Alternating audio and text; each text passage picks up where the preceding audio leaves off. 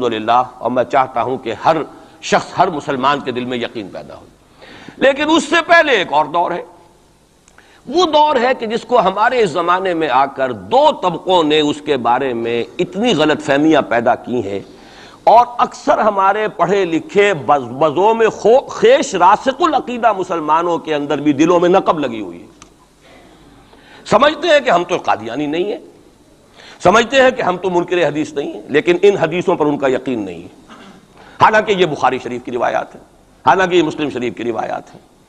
کہ اس سے پہلے ایک دور آنا ہے، مسلمانوں پر سخت عذاب کا دور آنا ہے، اور یہ عذاب جو ہے شدید ترین عذاب، اس کی جو سب سے اہم شخصیت ہے المسیح الدجال، یہودیوں کے ہاتھوں آئے گا، اور یہودیوں میں ایک شخص پیدا ہوگا، کھڑا ہوگا، جو مسیح ہونے کا دعویٰ کرے گا، المسیح الدجال۔ دجال کہتے ہیں فریبی کو، دجل فریب کو کہتے ہیں، جو فریب سے اپنے آپ کو مسیح کہلوائے گا کہ میں مسیح ہوں۔ اس کی وجہ کیا ہے کہ یہودیوں کے ہاں یہ روایت موجود تھی کہ ہمارا ایک سیویئر آئے گا، ہمارا ایک نجات دہندہ آئے گا، جو ہمیں پھر دنیا کے اندر غلبہ دلوائے گا، اور ہماری جو پرومسڈ لینڈ ہے وہ پوری کی پوری ہمیں دلوا دے گا۔ وہ جو گریٹر اسرائیل کا نقشہ انہوں نے بنا رکھا ہے، یہ ان کے پرومسڈ لینڈ ہے، خوابوں کی سرزمین ہے۔ اچھا، وہ تو حضرت مسیح آئے تھے علیہ الصلوۃ والسلام، وہ تو آ گئے، انہوں نے مانا نہیں۔ جب مانا نہیں، انہیں تو مرتد قرار دیا، جادوگر قرار دیا، بازیگر قرار دیا، واجب القتل قرار دیا، اور اپنے بس پڑتے تو سولی پر چڑھائی دیا۔ وہ تو اللہ نے جو کیا وہ ایک علیحدہ مسئلہ ہے۔ اب وہ جگہ تو خالی ہے، جو آپ کہتے ہیں نا کہ کوئی ویکینسی ہے موجود، پوزیشن از ویکنٹ، ابھی وہ منتظر ہیں ایک مسیحا کے کہ ہمارا اصل مسیح آنے والا ہے۔ وہ ان کا کوئی لیڈر کھڑا ہوگا جو اس دعوے کے ساتھ کھڑا ہوگا کہ اب میں اس مہم کو شروع کرتا ہوں کہ جس سے وہ جو گریٹر اسرائیل ہے، پوری عظیم تر اسرائیل وجود میں لاؤں گا۔ دیر کیا لگتی ہے، کوئی وزیر اعظم جو بھی ہو اسرائیل کا کھڑا ہو جائے ڈٹ کر کہ ٹھیک ہے، وی ڈکلیئر وار، اور ہم تو یہ علاقے اب لے کر رہیں گے۔ جس کو کہ اس نے بھی کہا ہے، یہ جو اس وقت ہے ریبین جو ہے، اس کے بارے میں خیال یہ ہوا تھا کہ جب یہ وزیر اعظم بنا اسرائیل کا کہ یہ بڑا ماڈریٹ ہے، بہت ایسا ہے ویسا ہے، اور اس نے وہ امریکن سے اپنا وہ 10 بلین کا جو لون لینا چاہتے تھے اس کو اوکے کرانے کے لیے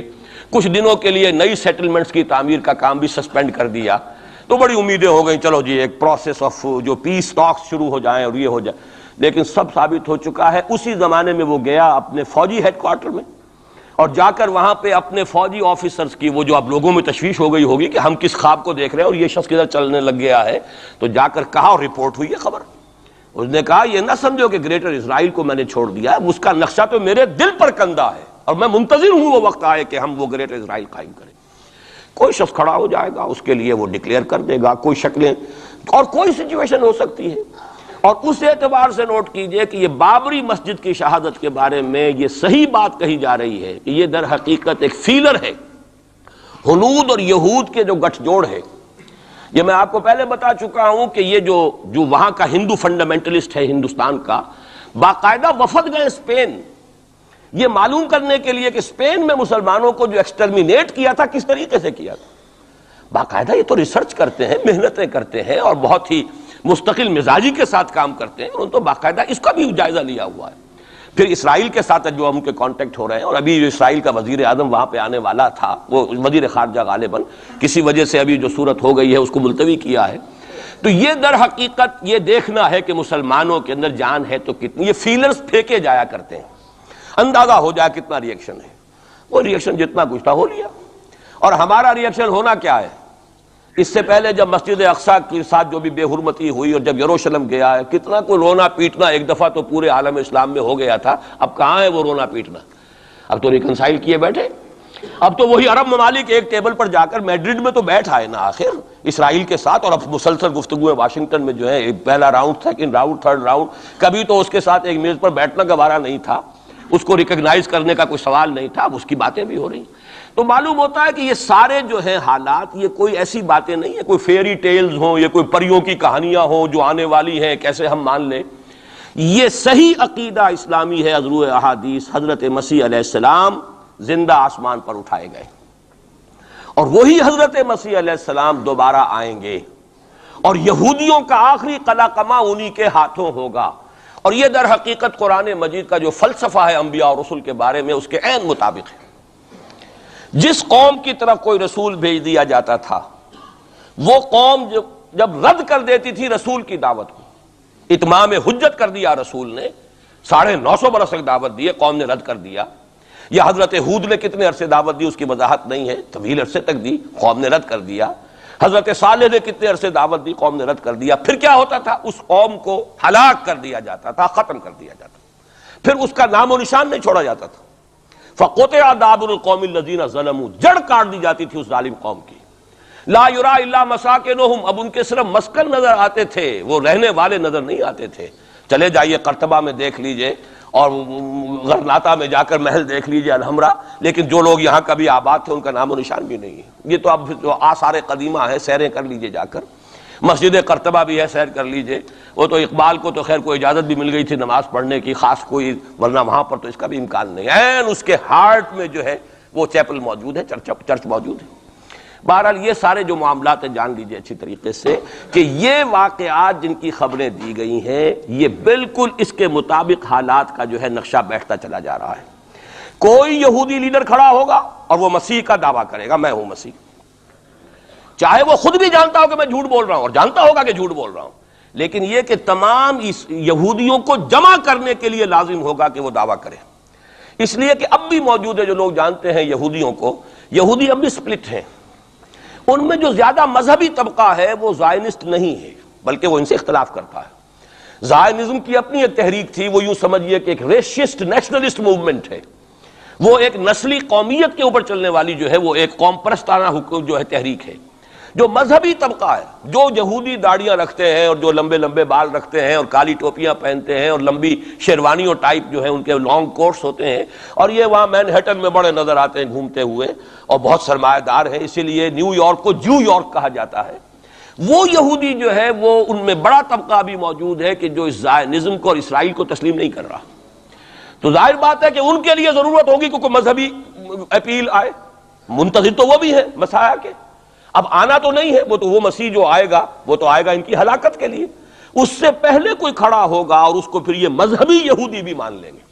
نتیجہ یہ ہوگا کہ جو بھی پوری دنیا کا یہودی ہے وہ اس ایک علاقے میں آ جائے گا، اور وہ اپنے اس گریٹر اسرائیل کے لیے پھر جو وہاں پر جنگ کی بھٹی دہکے گی۔ یہ کتاب الملاحم، اکثر جو حدیث کی کتابیں ان کے آخر میں آ کے کتاب الملاحم کا باب ہے علیحدہ علیحدہ، جس میں کہ اس دور کی خبروں کا جو ہے حضور نے پوری پیشن گوئیاں کی ہیں کہ یہ کچھ ہونا ہے۔ جہاں تک المسیح الدجال کا تعلق ہے، اس کے بارے میں تو الفاظ یہ ہیں کہ کوئی نبی اللہ کا ایسا نہیں گزرا کہ جس نے مسیح الدجال کی فتنے سے خود پناہ طلب نہ کی ہو اللہ کی۔ خود حضور کی جو دعائیں ہیں معصورہ، اس میں ہے وَأَعُوذُ بِكَ مِن فِتْنَةِ الْمَسِيحِ الدَّجَّالِ، اے اللہ میں تیری پناہ طلب کرتا ہوں فتنت مسیح الدجال سے۔ وہ فتنہ اب سر پر آیا ہوا ہے، یہ چند سالوں کی بات ہے، اور اکثر و بیشتر کچھ اور حوالوں سے بھی، وہ نوسٹروڈیمس کے حوالے سے ہو یا کسی اور کے حوالے سے ہو، پیشین گوئیاں وغیرہ، دنیا میں اس وقت پوری اس فضا کے اندر جو مذہبی فضا ہے یورپ کی، وہ بھی بہت پریگننٹ ہے اس حوالے سے کہ یہ پیشین گوئیاں اور اس طرح کی خبریں اور اس طرح کی آمد۔ چنانچہ میں کئی مرتبہ کر چکا ہوں کہ آپ کو امریکہ میں بمپرز کے اوپر سٹیکرز ملتے ہیں، مسیح is coming, Jesus is coming, یہ عیسائیوں کا ہے، وہ بھی منتظر ہیں حضرت مسیح کی آمد کے، ہم بھی منتظر ہیں حضرت مسیح کی آمد کے۔ وہی مانا کہ حضرت مسیح نازل ہوں گے، حضور نے خبر دی ہے، اور آ کر مسلمان کے پیچھے نماز پڑھیں گے، وہ ایک امتی کی حیثیت سے آئیں گے، اب نبی کی حیثیت سے نہیں آئیں گے، بلکہ اپنی امت جو ہے یہود جنہوں نے کہ ان کو انکار کر دیا تھا قبول کرنے سے، ان کو سزا دینے آئیں گے، انہی کی ہلاکت اور بربادی کے لیے آئیں گے، جیسے کہ حضرت نوح کی نگاہوں کے سامنے ان کی قوم ہی نہیں، ان کا بیٹا بھی غرق کیا گیا نگاہوں کے سامنے،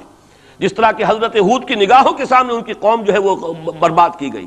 اسی طریقے سے اللہ کا یہ قانون رہا ہے کہ جس قوم کی طرف رسول بھیج دیا، اس قوم نے اگر رد کر دیا دعوت کو، اس قوم کو اسی رسول کے سامنے ہلاک کیا گیا، تاکہ نظر آ جائے کہ یہ تمہارے جو مجرم ہیں یہ کیفر کردار کو پہنچ گئے۔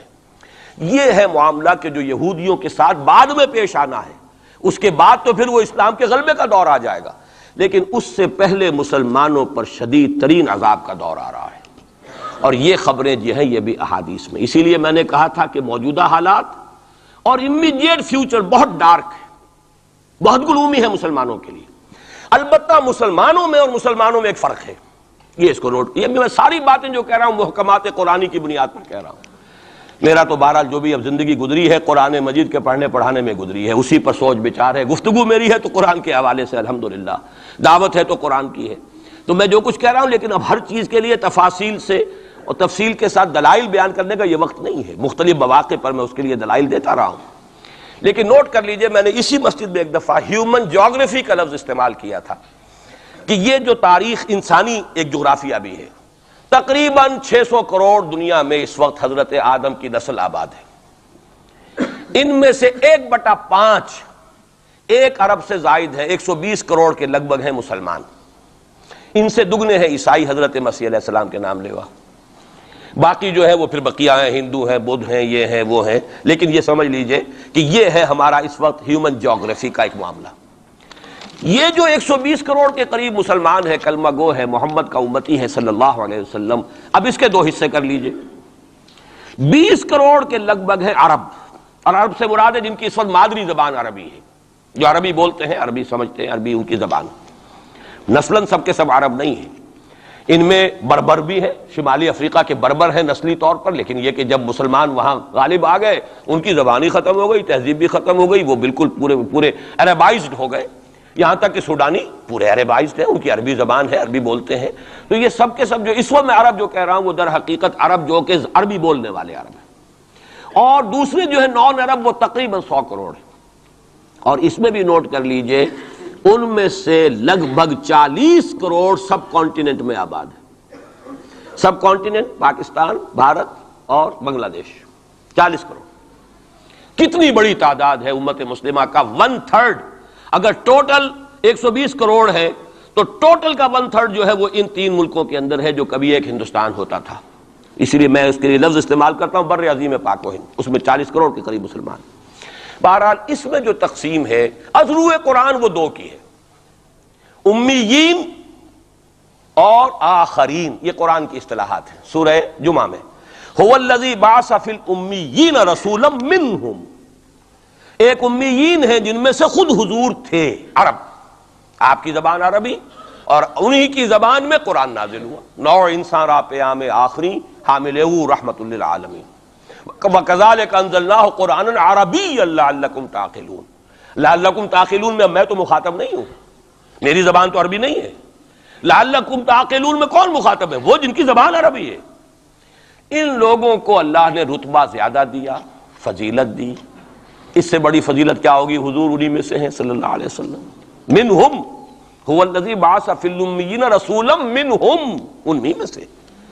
پھر یہ کہ ان کی زبان میں اللہ نے اپنا کلام نازل کیا، فضیلت بھی بڑی ہوئی، لیکن فضیلت جہاں بڑی ہوتی ہے ذمہ داری بھی زیادہ بڑی ہوتی ہے، اور زیادہ بڑی ذمہ داری والا آدمی کوتاہی کرتا تو سزا بھی زیادہ بڑی ہوتی ہے۔ تینوں چیزیں جو ہے لازم و ملزوم ہیں، جن کے درجے ہیں سوا، ان کی سوا مشکل ہے،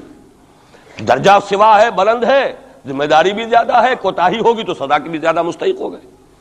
اس کا مصداق ہے عالم عرب، خاص طور پر وہ جو اصل عرب ہے پرانے، لیکن طبعاً چاہے وہ غیر عرب تھے لیکن عربی زبان اب ان کی مادری زبان ہو چکی ہے، وہ بھی اس میں شامل ہو گئے۔ ان پر اصل سزا کا دور ان پر آنا ہے، اور ایک عجیب بات ہے، انہی پر اصلاً ایک سزا کا دور پہلے بھی آیا تھا، یہ سیکنڈ ٹائم ہے، جیسے کہ بنی اسرائیل کے بارے میں آیا ہے، وَقَضَيْنَا إِلَىٰ بَنِي إِسْرَائِيلَ فِي الْكِتَابِ لَتُفْسِدُنَّ فِي الْأَرْضِ مَرَّتَيْنِ وَلَتَعْلُنَّ عُلُوًّا كَبِيرًا، بنی اسرائیل کے لیے بھی ہم نے طے کر دیا تھا کہ 2 مرتبہ تم 2 سرکشی کرو گے اور ہمارے عذاب کے کوڑے تمہاری پیٹھ پر برسیں گے۔ یہی معاملہ بنی اسماعیل کا ہے۔ پہلا دور ان پر آیا تھا کب؟ آج سے 750 برس قبل، کروڑوں قتل کروائے تاتاریوں کے ہاتھوں، ان کی حکومت ختم، آخری خلیفہ بنی عباس اس کو نکال کر محل سے اور جانور کی ایک کھال کے اندر لپیٹ کر، اور تاتاریوں نے اپنے گھوڑوں کے سوموں تلے کچل دی، خاتمہ۔ اور پھر انہی تاتاریوں کو اسلام کی توفیق دے دی، اسلام کا جھنڈا ان کے ہاتھ میں تھما دیا ہے، آیا فتنہ تاتار کے افسانے سے پاسماں مل گئے کعبے کو صنم خانے سے۔ اس کے بعد کچھ عرصے رہا معاملہ ہسپانیہ میں عربوں کا، آج سے 500 برس قبل وہ بھی خاتمہ ہوا۔ تو عربوں پر ایک دور تو وہ آ چکا، لیکن وہ دور ایکسٹرمینیشن کا نہیں تھا، وہ دور کاہے کا تھا معزول کر دیے گئے، امت کی جو قیادت تھی وہ غیر عرب کو منتقل ہو گئی۔ ترک کون تھے؟ غیر عرب۔ ترکوں ہی کے اندر سے یہ چار جو ہے یہ سٹاکس نکلے ہیں، ایک سٹاک ایک ہے، چار اس میں سے آپ کہہ لیجئے کہ مختلف اس کی شاخیں ہیں۔ ترکان تیموری ہندوستان میں آ گئے، ترکان صفوی ایران میں آ گئے، ترکان سلجوقی مڈل ایسٹ میں رہے بہت عرصے تک، اور پھر ترکان عثمانی کا تو کہنا ہی کیا ہے۔ وہ تو گویا کہ جو وہ رومن امپائر تھی اس کا جانشین جو بنا ہے وہ در حقیقت اس کے بعد وہ تو آل عثمان کی حکومت ہے۔ ترکان عثمانی، یہ عثمان حضرت عثمان نہیں ہے رضی اللہ تعالیٰ عنہ، یہ ایک تاتاری سردار ہے عثمان جن کی اولاد ہے جس کو آپ آٹومان ٹرکس کہتے ہیں، اور یہ پھر سلطنت جو ہے آٹومان گریٹ آٹومان کنگڈم جو کہ اب ختم ہوئی ہے اس صدی میں، پہلی یہ جو صدی ہے اس کی ابتدا میں پہلی جنگ عظیم کے بعد اس کا خاتمہ ہوا ہے، اس کا بس صرف ایک سمجھیے کہ نشان ترکی کی شکل میں رہ گیا ہے، باقی وہ گریٹ امپائر جو تھی ختم ہوئی۔ اسی کے ریمیننٹس بوسنیا میں بیٹھے ہوئے ہیں جن کے اوپر اس وقت ظلم ہو رہا ہے، انہی کے جیورجیا میں بیٹھے ہوئے، جیورجینز تو ہیں بھی اصل میں ٹرک، نسلاً ٹرک ہیں، بوسنینز جو ہے ٹرکس نہیں ہیں، لیکن یہ اسی زمانے میں اسلام لائے تھے جبکہ یہاں پر آل عثمان کی حکومت قائم ہوئی تھی اور پورا مشرقی یورپ جو ہے وہ ترکان عثمانی کے زیر نگین تھا۔ بہرحال یہ ایک سزا کا دور جو ہے وہ تو آ چکا، دوسری سزا اور سختر سزا کا دور اب آ رہا ہے۔ اس کا آغاز گلف وار سے ہو چکا ہے۔ جیسا کہ میں نے عرض کیا ٹائم ٹیبل کوئی نہیں دیا جا سکتا، خبریں موجود ہیں اس کے بعد یہ ہونا ہے، یہ ہونا ہے، یہ ہونا ہے، اور 8 اقساط میں ہم ندائے خلافت میں وہ مضمون شائع کر چکے ہیں جس میں احادیث میں زیادہ تر سنن ابی داؤد کی روایات ہیں، بڑی تفصیل موجود ہے، اور یہ ہے مجھے بھی پسند نہیں، آپ کو بھی پسند نہیں، اور پسند نہ ہونے کی وجہ سے زبان پر ہم نہیں لاتے، اسی وجہ سے لوگ جو ہے ناواقف ہیں۔ یہ سارے ممالک حدیث میں موجود ہے کہ مسلمانوں کے ہاتھوں سے نکل جائیں گے جنہیں یہودی گریٹر اسرائیل میں شامل کرتے ہیں۔ شام سارا، عراق سارا، مصر کا ڈیلٹا جتنا علاقہ زرخیز ہے اس کا جو بھی اچھا علاقہ ہے سارا، شمالی حجاز کا علاقہ سارا، یہاں تک کہ حدیث میں تو آتا ہے کہ مدینے کے دروازوں تک پہنچ جائیں گے لیکن مدینے میں داخل نہیں ہو سکیں گے، اللہ تعالیٰ خصوصی حفاظت فرمائے گا۔ لیکن یہ کہ مدینے کے دروازے، اب مدینے سے اوپر کتنا حجاز کا علاقہ ہے، عرب کا، سعودی عرب کا، ترکی کا بھی مشرقی علاقہ جو ہے یہ سارا موجود ہے، احادیث کے اندر موجود ہے۔ تو یہ بڑی تلخ بھٹی آنے والی ہے۔ لیکن دوسری بات جو میں عرض کرتا رہا ہوں اب اس کے حوالے سے آئیے اس روح عرضی پر، اچھا یہ بات بھی صاحب نے رکھ لی